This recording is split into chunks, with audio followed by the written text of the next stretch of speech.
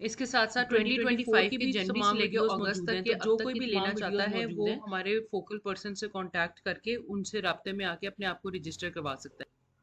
Editorial, अब आपको पता है डॉन न्यूज़पेपर में 3 एडिटोरियल्स होते हैं और 4 न्यूज़पेपर होते हैं। तो आज जो एडिटोरियल्स हम डिस्कस करेंगे that are unity for survival, terrorism, upswing, reduced wheat acreage. Introduction जी, पाकिस्तान जो है आप सबको पता है क्या फेस कर रहा है, डेवेस्टेटिंग फ्लड्स फेस कर रहा है। ये क्यों फेस कर रहा है? क्योंकि हम लोग जो है 5th नंबर पे मोस्ट अफेक्टेड कंट्री हैं बाय क्लाइमेट चेंज। और इसकी वजह से पाकिस्तान में हमने देखा कि किस तरह से फ्लड्स कॉज हुए। ये सिर्फ ना सिर्फ 2025 के फ्लड्स हैं बल्कि इससे पहले 2022 और 2023 में भी इस तरह के डेवस्टेटिंग फ्लड्स आ चुके हैं जिसमें अराउंड 1/3 ऑफ पाकिस्तान पॉपुलेशन जो है वो सबमर्ज हो गई थी अंडर फ्लड, और उसने बहुत ज़्यादा इसकी वजह से कॉन्सिक्वेंसेस बेयर किए। लेकिन इतनी सीरियस सिचुएशन होने के बावजूद भी हमारे पॉलिटिशियंस जो हैं वो यूनाइट नहीं हो रहे and they are busy in blaming themselves. और एक दूसरे के ऊपर जो है वो क्या कर रहे हैं, इल्ज़ाम तराशी कर रहे हैं।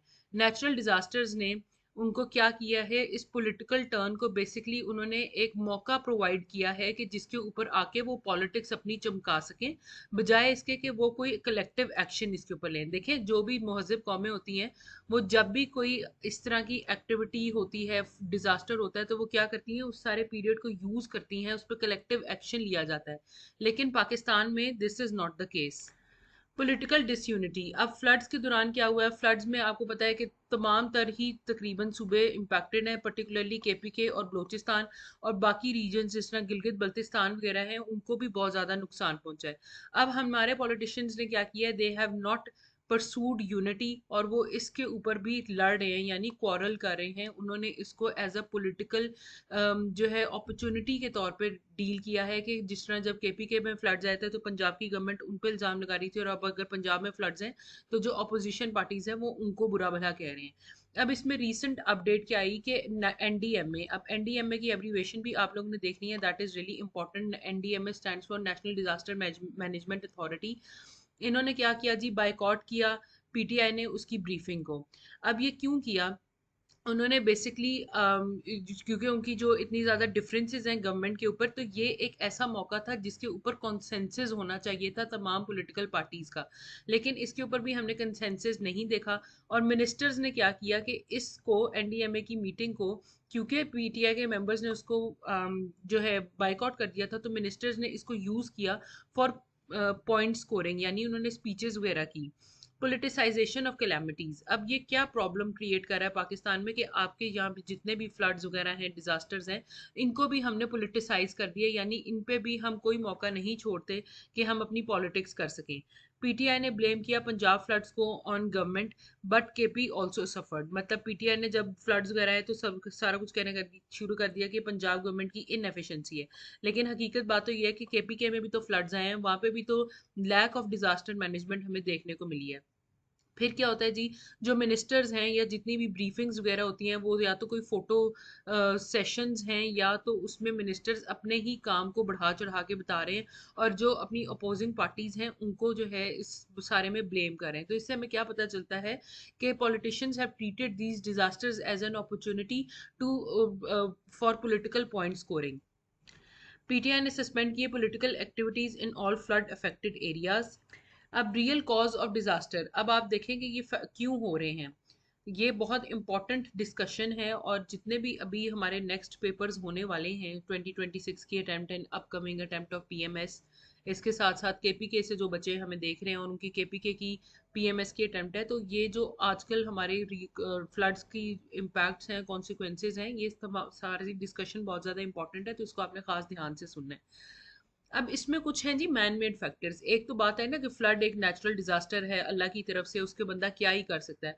लेकिन सिर्फ हम सोली ये नहीं कह सकते कि डिजास्टर्स जो जो पाकिस्तान में मैसिव लेवल के फ्लड्स हैं और उनके जो कॉन्सिक्वेंसेज हैं वो तमाम ही नेचुरल हैं, इसमें मैन मेड फैक्टर्स भी आते हैं।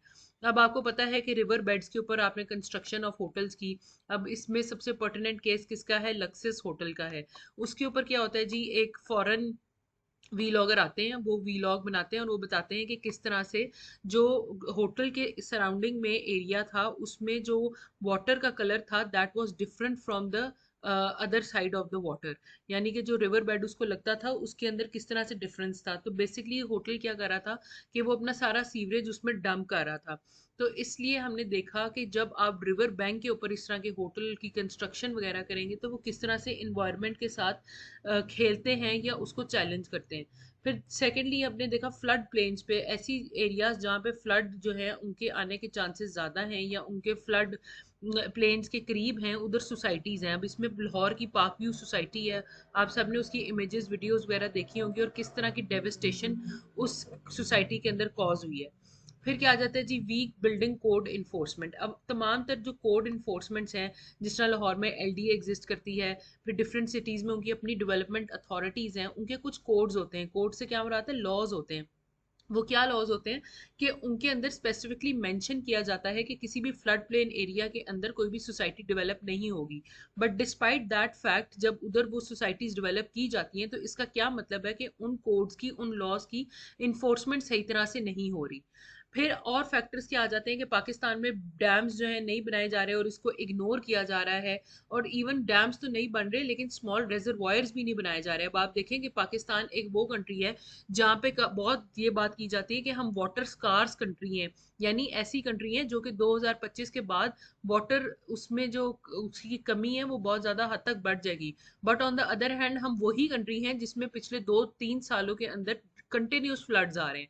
तो हम लोगों को चाहिए था कि एक प्रो एक्टिव अप्रोच अडॉप्ट करते रादर देन एक रिएक्शनरी अप्रोच अडॉप्ट करें, और हम पहले से ही इस तरह के आने वाले फ्लड्स के लिए जो है रेजरवॉयर्स बनाएं ताकि इस पानी को स्टोर किया जा सके।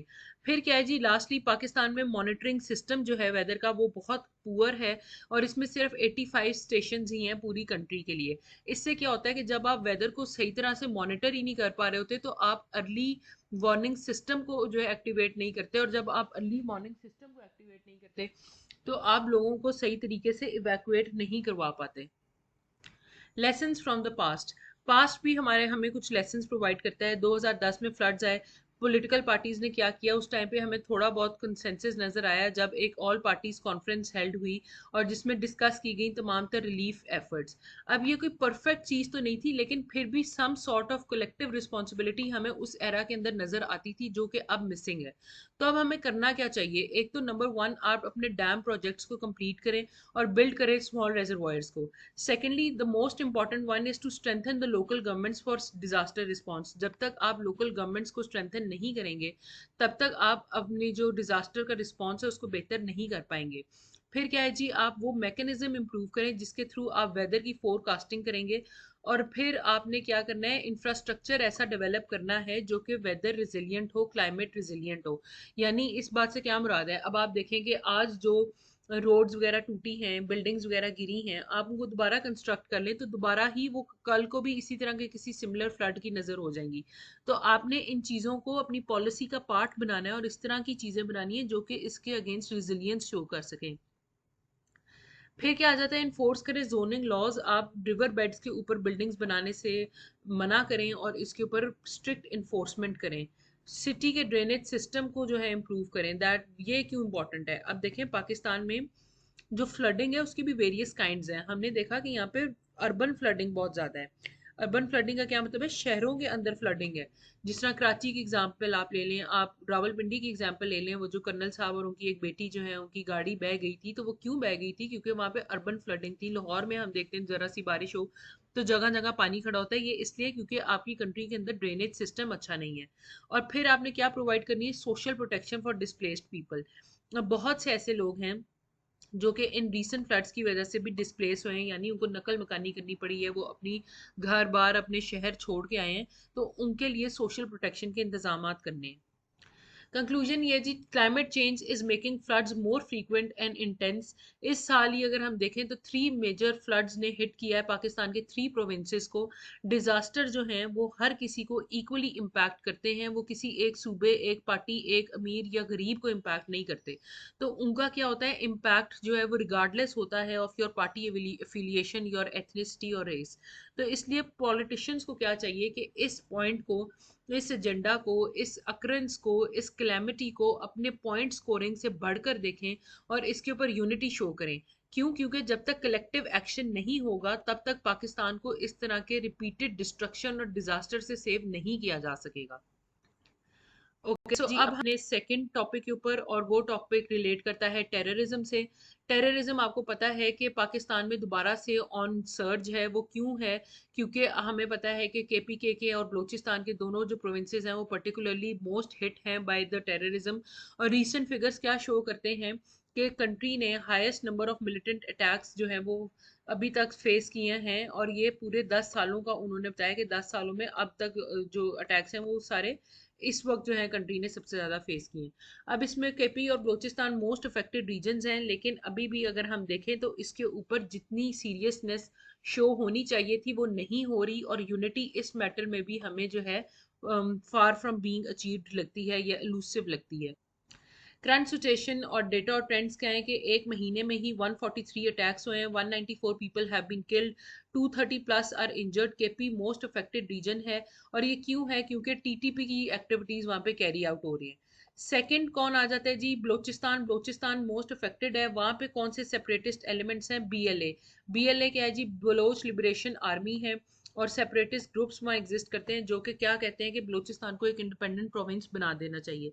अगर यही ट्रेंड कंटिन्यू रहता है तो हमें ऐसा लगता है कि 2025 जो है वो 2024 के भी रिकॉर्ड तोड़ देगा, जिसमें 2024 में 520 अटैक्स हुए थे और 850 डेथ्स हुई थी। तो जो अभी के ट्रेंड्स चल रहे हैं वो उस पिछले 2024 के भी रिजल्ट से बहुत फास्ट चल रहे हैं, और ऐसे ही लग रहा है कि by the end of this year हम लोग 2024 का रिकॉर्ड भी तोड़ देंगे।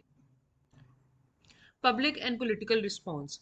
अब इसके ऊपर क्या है जी? स्ट्रॉन्ग प्रोटेस्ट हो रही है, ना सिर्फ केपी में हो रही है बल्कि केपी में क्या लोग रिजेक्ट कर रहे हैं? टेररिज्म को भी और रिपीटेड मिलिट्री ऑपरेशंस को भी। और इसमें क्या है? Rest of Pakistan seems indifferent, possibly because violence is limited to peripheries. अब देखें, इसकी ना तो हमारे मीडिया के ऊपर इतनी आवाज़ वगैरह इसके ऊपर रेज हो रही है। वो क्यों नहीं रेज हो रही? क्योंकि ये जो है डिस्टेंट एरियाज में हो रही है। आपका एक होता है सेंटर और एक होती है पेरिफरी। सेंटर और पेरिफरी के कॉन्सेप्ट में क्या आ जाता है? अगर पाकिस्तान में हम देखें तो सेंटर आ जाएगा आपका पंजाब, और पेरिफरी आ जाएंगे वो जो फार फ्लंग एरियाज या दूर के सूबे वगैरह होते हैं, तो उसमें आपके पास केपी और बलूचिस्तान आ जाएंगे। तो चूंकि ये उन एरियाज में ज़्यादा इशू रैम्पेंट है, इसलिए इसके ऊपर इतनी ज़्यादा वॉइस वगैरह रेज नहीं हो रही, और मेजर सिटीज जो हैं उनके ऊपर इतना इम्पैक्ट नहीं आ रहा, which is very unfortunate, because these areas should also be considered as a part of Pakistan and they should be given equal importance and significance. अब ये जो मिलिट्री ऑपरेशंस हम यहाँ कैरी आउट कर रहे हैं ये सफिशेंट क्यों नहीं है? क्यों? क्योंकि हमें पास्ट ऑपरेशंस ने भी ये दिखाया कि आप एरियाज को क्लियर तो कर लेते हैं, लेकिन वो क्लियर करना या दहशतगर्दों से उनको पाक करना वो टेम्परेरी रिलीफ होता है। मिलिटेंट्स जो हैं कुछ सालों बाद फिर वापस वहाँ आ ही जाते हैं। तो इसमें हम क्या देखते हैं कि डिस्प्लेसमेंट होती है ऑफ लोकल पॉपुलेशंस की। जो लोग वहाँ रह रहे हैं उनको वहाँ अपने घर छोड़ने पड़ते हैं, और इसके ये कोई लॉन्ग टर्म या सस्टेनेबल सोल्यूशन नहीं प्रोवाइड करता। इसलिए हम ये कह सकते हैं कि इन चीज़ों का हल सिर्फ ये नहीं है कि मिलिट्री ऑपरेशंस ही कैरी आउट किए जाएं। इसमें हमें क्या चाहिए? होलिस्टिक काउंटर टेररिज्म स्ट्रेटेजी चाहिए। वो क्या होगी जी? आपको पता है नैप एक साइन हुआ था, नेशनल एक्शन प्रोजेक्ट, और फिर उसके बाद इसका नैप 2.0 भी आया था। तो इसमें इसको हमें ट्रू स्पिरिट में फॉलो करने की ज़रूरत है। इसको सिर्फ आप कागज़ों से बाहर ग्राउंड पे लेकर आने की ज़रूरत है, ताकि जो अफगानिस्तान से लोग पाकिस्तान में एंटर हो रहे हैं उनकी इन्फिल्ट्रेशन को स्टॉप किया जाए, और ये जो एरियाज हैं इनको क्लियर कराया जाए। बलूचिस्तान के हवाले से हमने क्या करना है जी? कंबाइन करने हैं security measures with political dialogue. अब देखें, आपके इन दोनों सूबों के प्रॉब्लम्स डायनामिक्स डिफरेंट हैं। बलूचिस्तान में नेशनलिस्ट जो है सेपरेटिज्म की मूवमेंट्स हैं, हालांकि जो केपीके है उसके अंदर हमें टेररिज्म के ऊपर और क्रॉस बॉर्डर टेररिज्म के ऊपर फोकस करने की ज़रूरत है। तो ये चीज़ें कब, दोनों की जो कॉमन चीज़ें क्या हैं कि इनको हम बेहतर करने के लिए क्या कर सकते हैं? ओवरऑल आपने अपनी गवर्नेंस बेहतर करनी है, इकोनॉमिक अपॉर्चुनिटीज़ बेहतर करनी है, और सोशल इंक्लूजन करनी है। इन कंट्रीज़ को, इन प्रोविंसेस को आपने उनको एलिवेटेड फील नहीं करवाना, उनको आपने यही फील करवाना है कि they are included in the system. और वो कब होगा? जब आप उनको equal rights and opportunities provide कर रहे होंगे। और जो मिलिटेंसी के रूट्स हैं उनको आप जो है ना अटैक करें और उनको काउंटर करें। अर्जेंसी ऑफ एक्शन टेररिस्ट में expand operations if not checked now. अगर हम अभी नहीं इन ऑपरेशंस को देखेंगे या इस तरह की चीज़ों को सीरियसली लेंगे तो ये फ्यूचर में इंक्रीज ही होंगे। इसलिए जो सिविलियन गवर्नमेंट है उसको काउंटर टेररिज्म पॉलिसीज़ को अनाउंस करना चाहिए, बजाय इसके कि वो क्या करे, इसको टोटली मिलिट्री की डोमेन के अंदर छोड़ दे और सिर्फ मिलिट्री के हवाले से ही वो, मतलब मिलिट्री के ऊपर इस बात को छोड़ दे कि वही काउंटर टेररिज्म पॉलिसी डिवाइस करेंगे। सिविलियन लीडरशिप को भी फोर फ्रंट पे आना होगा और एक क्लियर पॉलिसी बनानी पड़ेगी और उसको फिर अनाउंस करना पड़ेगा। कंक्लूजन ये जी, टेररिज्म इन क्लेपी एंड बलोचिस्तान ये एक कोई लोकल प्रॉब्लम नहीं है, ये पाकिस्तान के ओवरऑल पीस और सिक्योरिटी को थ्रेट है। इसलिए military force alone can not bring lasting stability. इसमें हमें क्या चाहिए, एक कॉम्प्रिहेंसिव स्ट्रेटजी चाहिए जिसमें हम काउंटर टेररिज्म को कंबाइन करेंगे with political dialogue, development and border management. क्यों? क्योंकि this is the only way forward for Pakistan. Pakistan must act now before the situation worsens further. This brings me to my last editorial, और वो हमारे पास wheat crisis को अब हम discuss करने लगे हैं कि पाकिस्तान के अंदर वीट की सिचुएशन जो है वो मिक्स्ड है। एक साइड पे हम देखते हैं कि प्रोडक्शन जो है वो इंक्रीज होती है compare to last 5 years। On the other side अगर हम देखें तो जो लैंड अंडर वीट कल्टिवेशन है वो कंटिन्यूसली श्रिंक हो रहा है, यानी वो ज़मीन जिसके ऊपर आप जो गंदम की काश्तकारी करते हैं वो ख़त्म होती जा रही है। क्यों? क्योंकि जो फार्मर्स हैं वो किस चीज़ के ऊपर फोकस कर रहे हैं, वो ज़्यादा प्रॉफिटेबल क्रॉप्स के ऊपर फोकस कर रहे हैं। इसकी वजह से क्या हो रहा है, पाकिस्तान में इशू क्रिएट हो रहा है ऑफ फूड सिक्योरिटी और फार्मर लाइवलीहुड। यानी कि जब आपकी जो गंदम है वो ज़्यादा काश्त ही नहीं हो रही होगी तो क्या होगा कि गंदम की प्राइसेस इंक्रीज कर जाएंगी, आपकी डिमांड ज़्यादा होगी, सप्लाई कम होगी, then ultimately you will have to export import wheat from other countries. तो जब आप वो करेंगे तो पूरी की पूरी फूड सिक्योरिटी एट रिस्क आ जाएगी। अब जो फूड एंड एग्रीकल्चरल ऑर्गेनाइजेशन है उसकी रिपोर्ट क्या कहती है कि वीट हार्वेस्ट 5% हायर है than the last 5 years average. लेकिन इसके साथ साथ वीट की एक्रीएज हैज श्रंक, यानी जो लैंड जिसके ऊपर वीट को उगाया जा रहा है वो कम हो रहा है और वो 6.5% से डिक्रीज किया है।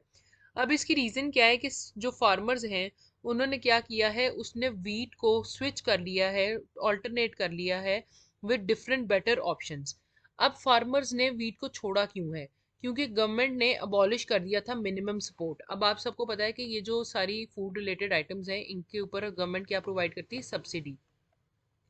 सब्सिडी क्या होता है, स्पेशल पैकेजेस होते हैं जिसकी वजह से गवर्नमेंट जो है उनकी प्राइसेस को रिड्यूस कर देती है। अब जब ये हम आईएमएफ के पास गए, हमने उनसे जब बेल आउट पैकेज वगैरह लिया तो उसके अंदर आईएमएफ ने कहा कि जितनी भी तमाम तर सब्सिडीज़ वगैरह प्रोवाइड की जा रही हैं उनको ख़त्म किया जाए ऑस्टेरिटी मेजर्स की बेसिस के ऊपर। तो जब गवर्नमेंट ने उनको ख़त्म किया तो मार्केट रेट्स ऑफ वीट जो है वो क्या हो गए जी, गिरने लग गए। तो फार्मर्स ने क्या किया कि अब उनकी लाइवलीहुड के लिए भी ज़रूरी था कि वो अपने फ्यूचर को मद्देनज़र रखें, और उन्होंने देखा कि वीट तो हमें उतना टर्न ओवर टर्न नहीं कर रही, उतना हमें पे बैक नहीं कर रही, तो इसलिए उन्होंने वो क्रॉप्स ग्रो करना शुरू कर दी जिसकी हमें ज़्यादा पैसे, उनको ज़्यादा पैसे मिल सकें। इसलिए क्या हुआ कि वो जो एरिया या लैंड था जिसके ऊपर वीट उगाई जा रही थी वो कम होने लग गया। लेकिन इवन देन हमने पिछले 5 सालों में 5% इंक्रीज ही किया है वीट की प्रोडक्शन में। रीजनल डिफरेंसेस, अब आप देखें तो इसके डिफरेंसेस क्यों आते हैं जी, रीजन की बुनियाद पे। कनाल इरिगेटेड एरियाज अगर होंगे तो वहाँ पे यील्ड जो है वो ज़्यादा होगी, वहाँ पे बेहतर होगा। यानी ऐसे एरियाज जहाँ पे नहर लग रही है, जो नहर के पानी से सरियाब हो रहे हैं, उनके अंदर क्या है, वीट की यील्ड ज़्यादा है। रेन फेड बारानी एरियाज, वो एरियाज जहाँ पे वैसे तो कोई कनाल वगैरह नहीं लग रही लेकिन वो बारिश की वजह से जो वहाँ पे पानी लगता है और फसल जो है वो उगती है, तो उधर क्या प्रॉब्लम है, वहाँ वाटर शॉर्टेजेस के प्रॉब्लम है, क्योंकि बारिश तो कोई प्रिडिक्ट नहीं कर सकता ना होगी या नहीं होगी। तो उन एरियाज को लॉसेस फेस करने पड़ रहे हैं। Many in dry region shifting to drought resistant crops. जो ड्राई रीजन्स हैं उनमें लोग क्या कह रहे हैं कि ड्राउट क्या होता है, कहत कहत रेजिस्टेंट क्रॉप्स के ऊपर वो लोग फोकस कर रहे हैं। वो इस चीज़ को देख ही नहीं रहे कि उन क्रॉप्स को हम लगाएं या उगाएं जो कि बहुत ज़्यादा जो है वाटर उसको रिक्वायर्ड होता है। अब इसकी वजह से पाकिस्तान पे होगा क्या, इम्प्लीकेशंस क्या आएंगे। गवर्नमेंट जो है ना उसको इंटरवीन करना चाहिए, और ये इंटरवेंशन जो है उसकी नेसेसरी होनी चाहिए बट इनकम्प्लीट नहीं होनी चाहिए। यानी कि गवर्नमेंट इंटरवीन तो ज़रूर करे, लेकिन ये सिर्फ इस तरह ना करे कि आधा आधा इंटरवीन कर दिया, यानी कि जब फसल पक के आ गई है तब आप इंटरवेंशन में आ गए कि ये प्राइसेस सेट होंगी। बल्कि गवर्नमेंट को फुल इंटरवेंशन करनी चाहिए, और वो कब करनी चाहिए? From the process of sowing the seeds. यानी गवर्नमेंट लोगों को एजुकेट करे, अवेयरनेस बनाए, हाइब्रिड सीड्स की टेक्नोलॉजीज लेकर आए, ड्रिप्स इरिगेशन स्प्रिंकलर मेथड्स वगैरह इंट्रोड्यूस करवाने में लोगों की मदद करे, तब हम कहेंगे कि गवर्नमेंट की इंटरवेंशन कंप्लीट है। जब तक ये रिफॉर्म्स नहीं आएंगी, फार्मर्स भी सफ़र करेंगे और कंज्यूमर्स खरीदार भी सफ़र करेंगे। तो अगर हम सिर्फ ये कहें कि गवर्नमेंट का यहीं तक रोल है कि वो बाद में सब्सिडीज प्रोवाइड कर दे, तो ये बिल्कुल गलत बात है, और इसको एंड करना चाहिए। Wheat must be made profitable, और उसके लिए जो न्यू मेथड्स ऑफ एग्रीकल्चर हैं उनको अडॉप्ट करने की ज़रूरत है। What needs to be done? Provide करे soft loan to small farmers for seeds, fertilizers and machinery. Introduce करे crop insurance against weather losses. Train करे farmers को in modern farming and irrigation techniques. Remove middleman exploitation. Improve access to global wheat markets through liberal trade. Build a regulated and functioning market for stability. Conclusion ये है जी, Pakistan cannot afford to risk cannot afford risk to food security. Pakistan already is in the midst of a poly crisis, जिसमें हम देखते हैं कि हमारे पास economic crisis है, पॉलिटिकल क्राइसिस है, सिक्योरिटी क्राइसिस है। तो this is the last thing that Pakistan wants to happen to itself, कि पाकिस्तान में अब फूड सिक्योरिटी का भी क्राइसिस जन्म ले ले। इसलिए हायर यील्ड्स यानी कि गंदम की काश्तकारी ज़्यादा होना एक गुड न्यूज़ है, लेकिन along with that the government needs to focus on the fact कि वीट की एक्रिएज जो है वो कम हो रही है, and that is an alarming situation. इसलिए जब तक कंप्लीट रिफॉर्म्स नहीं आएंगी, तब तक ये नहीं कहा जा सकता कि फार्मर्स का सपोर्ट जो है वो कंप्लीट कर रही है गवर्नमेंट, और गवर्नमेंट की इंटरवेंशन कंप्लीट है। इसलिए हमें क्या करने की ज़रूरत है कि फार्मर्स को सपोर्ट करें with insurance, training and fair market practices, ताकि कंट्री जो है जो फेस कर रही है threats from both food supply and rural livelihoods, उसको काउंटर कर सके और इस सारे क्राइसिस के थ्रू अच्छे से नेविगेट कर सके। So that's all from my side today. I hope that this video was helpful. Your feedback on the video will be highly appreciated. Till next video, thank you and Allah Hafiz.